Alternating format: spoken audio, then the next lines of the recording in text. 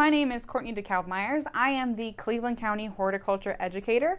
Today I'm here at the Central Library for the Pioneer Library System, and we're talking about different insects and diseases and various pests that we might encounter in our garden, how to kind of assess their damage, deal with them, and then some of the tools that we might have for control or mitigation. Before we get started though, I want to mention that not all insects are bad. We have great insects in our ecosystem, pollinators, beneficial insects, things that really have a very important role within the ecosystem. And while all insects play a role, sometimes we might not want them on our vegetable gardens or in our ornamental landscapes. And so today we'll kind of talk about how to assess that damage and how to control those types of insects while also trying to conserve some of the beneficial insects. To give you a little bit of background, the study of insects is called entomology. So if you ever hear entomology, that's what they're referring to, a whole study of all the insects within our ecosystem. So if you're particularly passionate about entomology, you can go to school to be an entomologist and just totally bug out about it.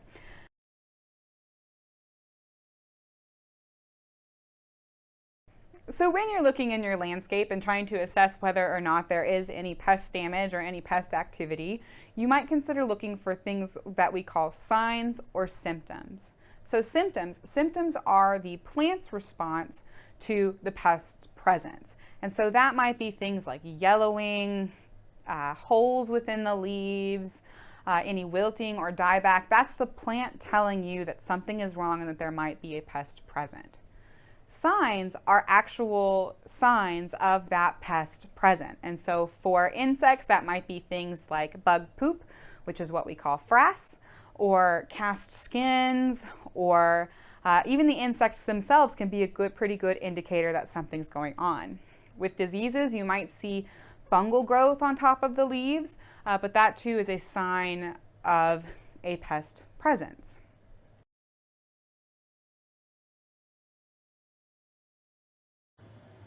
So one of the ways to assess your damage, especially from insects, is to kind of think about the insect feeding damage. So for chewing mouthparts, here I have a broccoli leaf.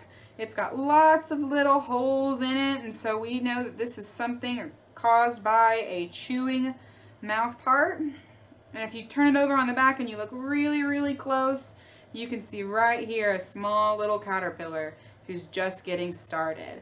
And so this is probably a cabbage worm who is putting all of these little holes into my broccoli plant. Another example of a chewing mouthpart, slugs.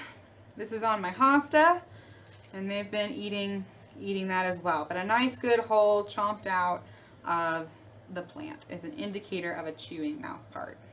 An indicator of a piercing sucking mouthpart is usually going to be small, tiny little holes.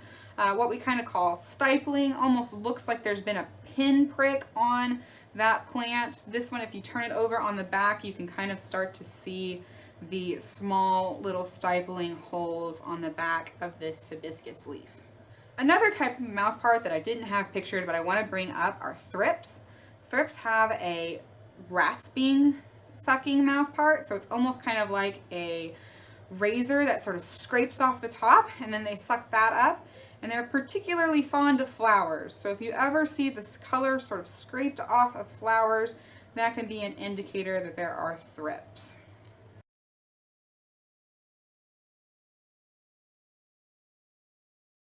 So different ways to control insects or pests or other diseases within your landscape. Things that you should kind of consider doing are scouting. So scouting is going out into your garden and actually looking at the plants, looking for those signs and symptoms to see if you can find anything that might be off for those plants.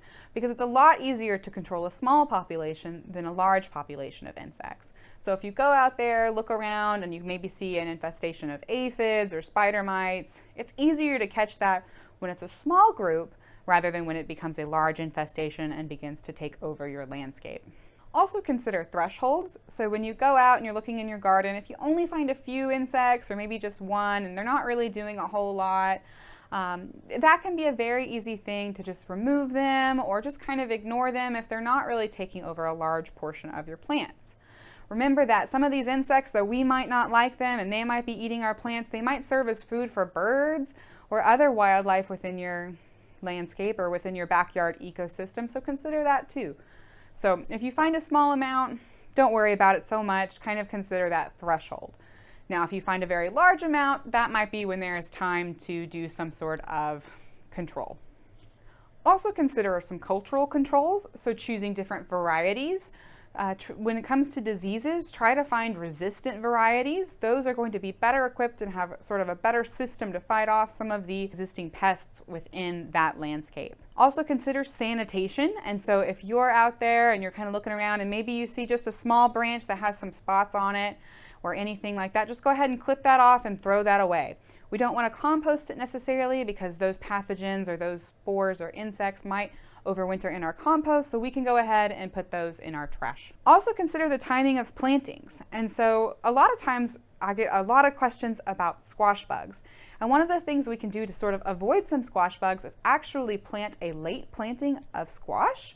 And then that way all of the squash bugs have found all of your neighbor's squash plants and yours are the last ones they find. So a popular thing to control slugs in the garden is to create beer traps. So actually getting like a can of tuna or a can of cat food, cleaning that out, putting a little bit of beer in it, and sort of putting that in the garden and digging that in the garden. The slugs will get attracted to that and they might fall in there and it kind of sort of sucks the moisture out of them and controls them that way. You can also put down boards, and some insects like to overwinter or spend overnight underneath those boards. And then early in the morning, you can flip them up and go ahead and go squash all those insects underneath those boards. Using things like barriers can help as well. So if you maybe have issues with cutworms, which are an insect that like to come to young plants, climb up the young plant, chew them, and then the wind will break them. A way that you can mitigate that is by using coffee cans or any sort of metal can around the base of your transplants when they're very young. Can prevent cutworms from kind of getting to your plants. You can also buy insect netting, which you can spread over the garden to prevent any insects from coming into your garden that way. But note that if you have any plants that are pollinated, like squash, you can't use those insect traps because we've got to let the bees get in there to pollinate our plants. And then also, of course, the easy way of just mechanical removal, which is simply just picking them off and removing them from the garden. You can also use biological controls. So biological controls are using insects that are beneficial to be able to eat or control some of the bad insects within your garden. So a good example of that is ladybugs. You can purchase ladybugs and use those to maybe control some of the aphids, some of the different insects that you might have on your garden. Also too, with biological controls, you can purchase formulations of different bacterias that you can spray on your plants that actually get the insects sick. So an example of that is BT, which stands for Bacillus thuringiensis, which is a bacteria that gets caterpillars sick. So it's a popular one to use on tomato hornworms. If you've tried everything and you're still having issues with pests, you might consider using some sort of chemical control. There are organic and synthetic pesticides, but whatever you choose to use, make sure to read thoroughly the label that comes with the product. The label is the law, and it will give you instructions on how to use that product correctly and at a rate that won't have a large impact on your surrounding environment. So in conclusion, pest control of insects or diseases is a multi-step approach and a 360 approach to be able to really kind of prevent those insects from getting into your garden and then controlling them through various means once they get here. But remember, not all insects are bad, so try to identify what you have on your plant, try to see what you have on your different landscaping plants, and that way you know that you're controlling only the bad guys, because we don't want to control or remove any of those good guys.